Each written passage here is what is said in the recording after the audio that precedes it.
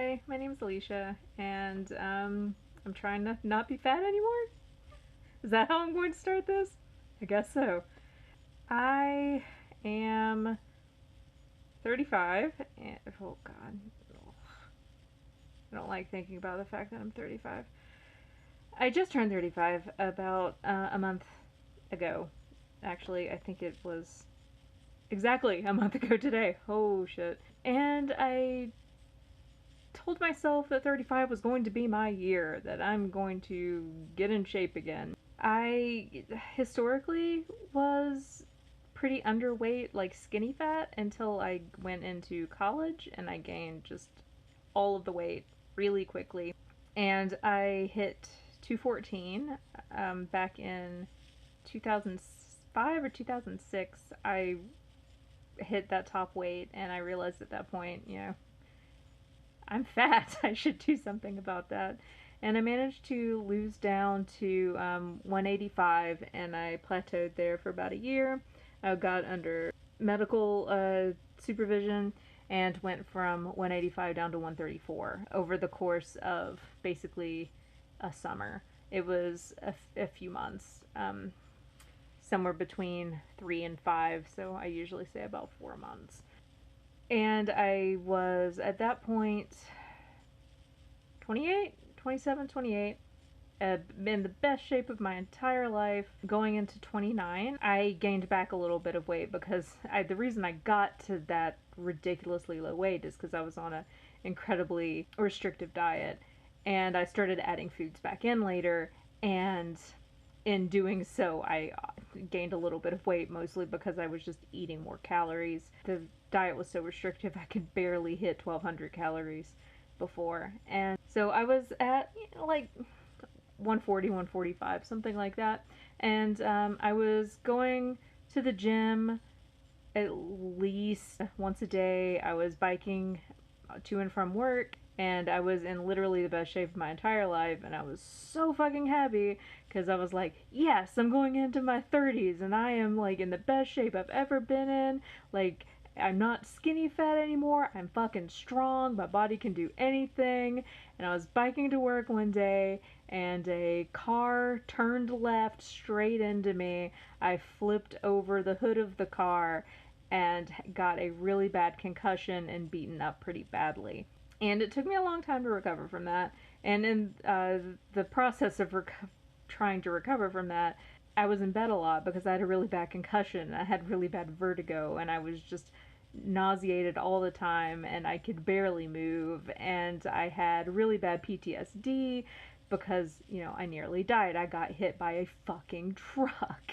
And I got thrown into a really bad depression because I didn't feel like I was in control of my body anymore. It was a really dark time for me. It took me a number of years to get through it, mostly through therapy and then later on through trying to fix the neurological issues that happened. When I was a teenager, I had really bad migraines, and they stopped once I got put on this ridiculously restrictive diet in my mid 20s, and they had been gone for a while. And I got hit by this truck, and after we dealt with the initial concussion and then all of the emotional stuff afterwards, as my brain was healing, it got to the point where I had migraines come back, and they came back worse and different than they were before. I had a migraine that literally lasted for 3 solid months. I felt like I was actively dying for 3 solid months. It was just awful. And it took me until literally, it's April now, 4 months ago, to get my migraines completely under control. I got put on that new migraine medicine that's a self-injector.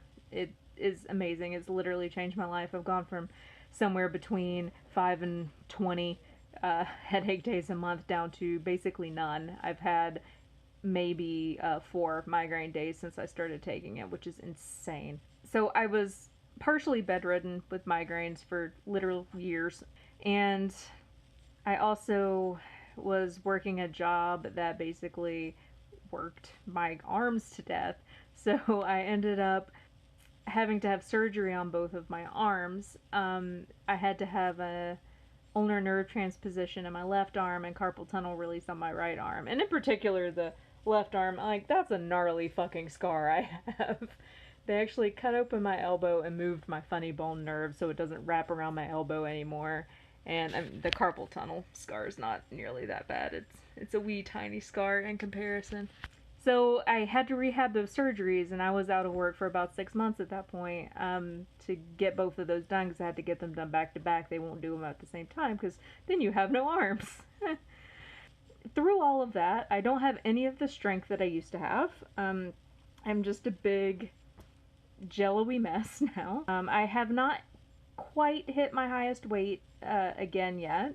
I've topped out at about 210, and at that point I was like, no, I'm not hitting 214 again. I am done with that point in my life.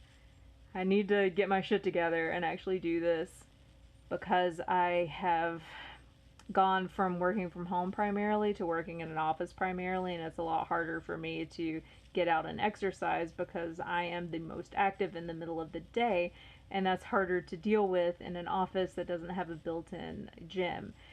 Previously, when I was in the best shape of my life, I was in an office building that had a gym. So I knew that I was going to have to find a gym to go to in the middle of the day. So I found this gym. It's called X3 Sports, and they have a gym that's close to my office and also one that's close to my house. It's actually just right across the street from where I get my hair done, so it's super fucking convenient. And I'm hoping that that's going to give me the availability to work out when I feel the best working out.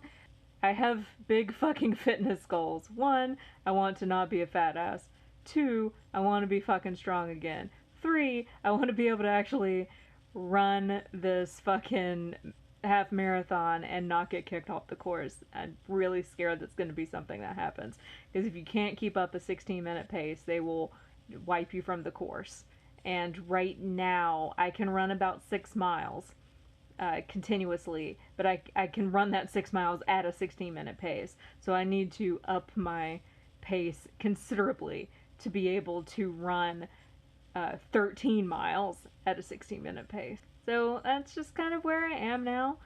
The rest of this is gonna be, updates as I go through the week, seeing what I do. I don't know how often I'm gonna be posting. I'm trying to post once a week because it's gonna give me accountability. I don't have a workout buddy now. I have a running buddy, but she's not really an accountability buddy because she will do ballet with me and run with me, but I need to actually gym, and she doesn't live anywhere near where I work. She lives down here where I live, and honestly she's also a little bit flaky. I love her to death, but I need somebody who is actually going to be there and keeping me honest, and I don't have anyone to do that right now. My husband travels a lot. My dogs are useless. Look at him. Useless. He's not an accountability buddy. So I think that's what I'm going to use this for. I'm going to use this to shame myself into actually going to the gym, because I work best when motivated by rage, guilt, and shame. So let's see how this works.